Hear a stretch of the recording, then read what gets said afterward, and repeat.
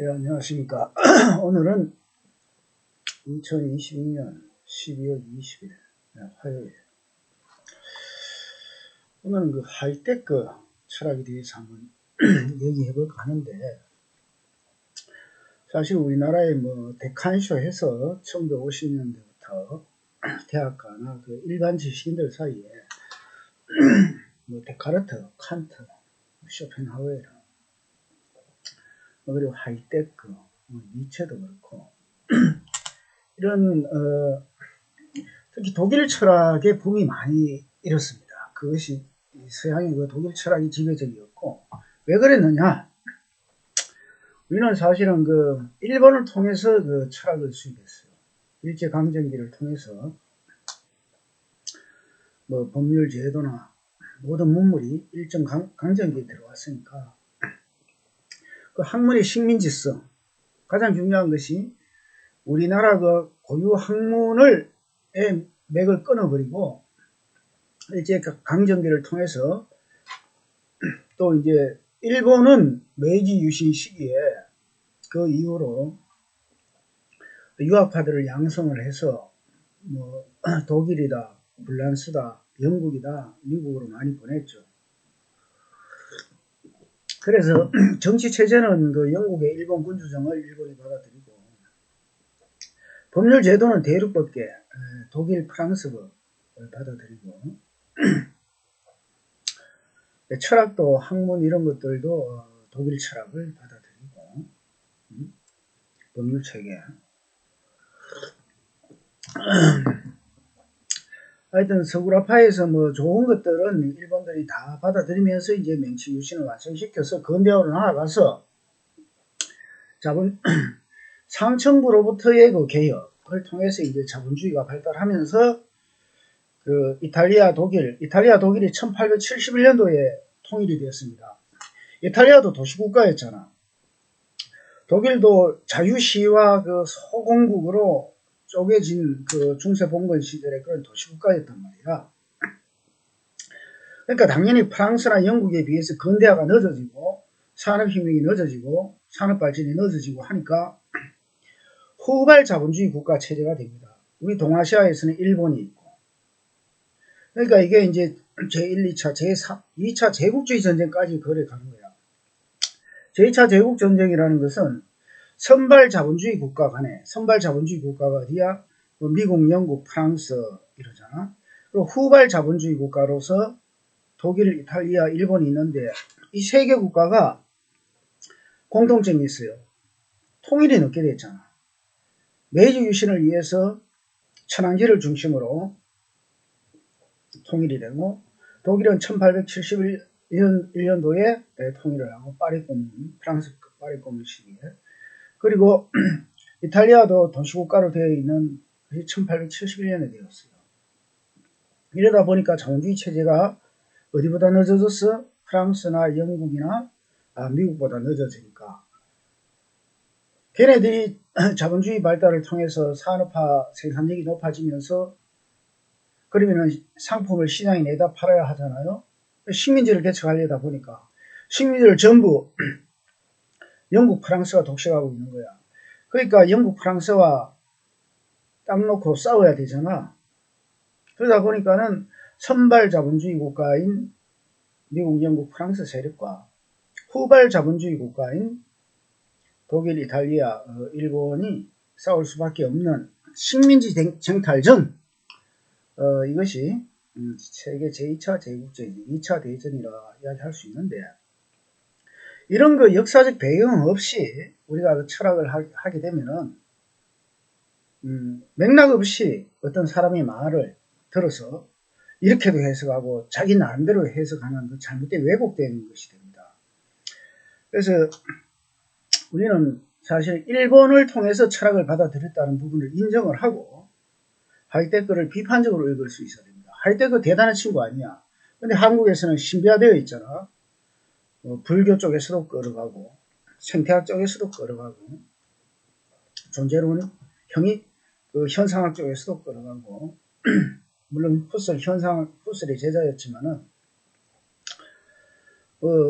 독일의 그 철학자들이 한국 그 한국 사회에서는 뭐 영미 철학자들도 마찬가지지만 신비화되어 있습니다. 하나의 그 종파, 종교로서. 이것이 이제 우리나라가 그 주변 기지촌 지식인으로서 그리고 학문 자체가 식민지화되어 있다. 그래서 우리 철학, 우리 학문을 해야 된다는 이런 것들이 시대적인 요구인데 그게 사실은 잘 되지가 않죠. 대학 사회에 학문의 식민지성이 점령되고 있으므로 그렇지만 이제 우리도 이제 무역대국 12국가로서 선진국에 들어섰으니까 이제 사실 우리 전통 학문에서 이제 근원과 뿌리를 찾고 우리 학문을 만들어 나가야 됩니다. 그래서 이제 우리가 하이테크를 한번 그러면은 읽어볼 텐데 하이테크를 언급하려면 제1차 세계 제국주의 전쟁과 2차 제국주의 전쟁을 알아야 돼요. 그 유럽 문명의 위기라는 것이 그 시절의 유럽 지식인들에게 나타났잖아. 이성주의적인 폭력, 합리주의적인 폭력, 이런 것들로 인해서 산업화가 됐는데 말이야. 이성과 합리라는 힘에 의해서 산업화가 됐는데 식민지를 개척하니까 자꾸 전쟁이 일어나잖아. 경제공황도 자본주의 체제는 경제공황이 따를 수밖에 없어요.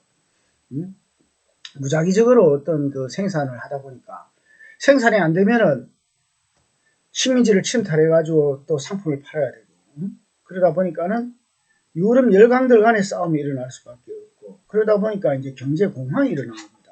상품 시장을 개척할 수 없으면 경제공황이 일어나는 거잖아. 어디 팔아 물건을. 그래서 이 철학이라는 것도 그런 어떤 자본주의적인 그런 배경, 시대 역사적인 배경 속에서 철학이 태어나는 것이 어느 날 갑자기 어느 날 갑자기 붓다 예수가 태어나는 거 아닙니다. 붓다는 왜 태어났어요? 2500년 전에. 브라만의 그 지배적인 이데올로기 속에서 작은 부강국에 카필라라는 작은 부강국이 나라가 존재 위기에 놓여 있는 거야. 언제 침략당할지 모르다 보니까는 계급 해방을 부르짖은 자가 누구야? 고타마 시다르타거든. 어차피 나라는 풍전등화의 위기에 놓여 있고 이 나라는 망할 것이다. 그러니까 나는 진리로서의 그 어떤 그 전륜 상황이 되자. 진짜 참다운 진리가 무엇인가? 계급평등을 외친 것이 이제 불교 사상입니다. 브라만은 철저하게 그 계급주의 사상인데 불교는 사실은 그 계급 해방 사상이거든. 인간 해방 사상. 그 열반 니르바나라는 것이 모든 부처, 인간에게만 그 불성이 있는 것이 아니고 모든 생명에게 불성이 있다고 그러잖아. 무정은 뭐야? 돌비, 못, 나무, 공기, 온갖 그 물질에 또 불성이 있다는 것은. 왜 그래? 불교 철학이라는 것은 연기론이잖아. 이합집산. 이것이 있으므로 저것이 있고 저것이 있으므로 이것이 있는 거야. 우리 4대가 지수합풍 공식이 항상 전변하잖아. 우리 몸도 죽으면은 무거운 것은 무기물이 되고 광물질 같은 것은 철분이나 이런 것들은 무기물이 되고 칼슘이나 우리 몸속의 수증기는 하늘로 날아가고 피고름 이런 것들은 액체는 물이 되어 흐르고 땅속으로 스며들고 그래서 이제 성주개공 아닙니까? 이루어진 것은 또다시 부수어져서 흩어지고 4대 육신이 또다시 다른 걸로 이합집산하고 이게 연기론이잖아. 그런 측면에서 이제 그 계급 해방이 나오는 것이지. 무등등 무차별 세계가 나오는 거야. 너하고 나하고, 짐승과 인간하고, 나무라는 것과 인간하고 차별을 두지 마라. 모든 생명에게는 불성이 있다. 부처될 씨앗이 있다. 브라만 계급 사상에서는 완전히 반대되는 거잖아. 그게 이제 불교입니다. 자, 그런 측면에서, 우리가 이제 그런 시대적 배경 속에서 이제 하이테크 철학을 다뤄야 되는데, 이 독일 철학은 그런 전쟁의 어떤 불안과 공포가 있는 거야. 근데 역사적 배경을 띄어내고, 계급적인 관점을 띄어내서 분리시켜서 그 자기 개인의 존재의 위기가 일단은 닥쳐오는 거잖아. 전쟁의 불안 속에서. 전쟁이 무의미하게 느껴지는 거잖아.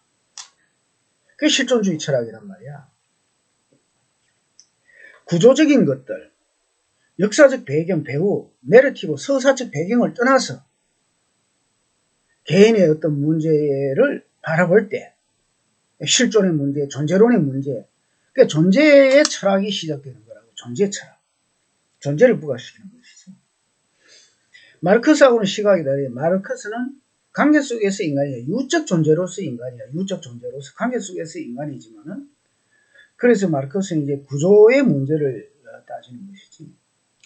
그래서 이게 이제 20세기 초반에 1900년대 초반 가면은 뭐 1914년에서 18년 1차 제국주의 전쟁 아니야. 이 초반에 이제 그 독일의 그 존재론 실존주의가 형성되는 거지. 불안한 거. 왜 사는가에 대한 고민을 하는 게 전쟁의 위기 속에서. 전쟁이 왜 일어났는가? 이 제국주의 전쟁이 왜 일어났는가? 이런 식으로 막스적 분석을 하지 못하고 내 개인의 문제에 집착하다 보니까 내 개인의 존재 위기가 뭐 이런 화두를 튼다고 해서 나의 존재 불안이 왜 왔는지에 대해서 화두를 튼다고 해서 그 문제 해결이 되겠어. 이런 측면에서 보면은 사실은 뭐 실존주의 철학이나 뭐 사르트르나 그저 하이데크가 대단한 사람이 아닌데 한국에서는 대단한 취급을 받는다. 왜? 서양 철학자니까 대단한 취급을 받는다 이 말입니다. 서양 것들은 뭐든지 우월해 보이는 거야. 한국 걸 우리 것보다 그것이 우리가 학문의 식민지성을 벗어나지 못하는 이유죠. 자, 그래서 이제 하이데크의 어떤 그 유럽 철학자들은 하이데크 철학에 일정 정도 빛을 지고 있는데 왜 그러냐 하면은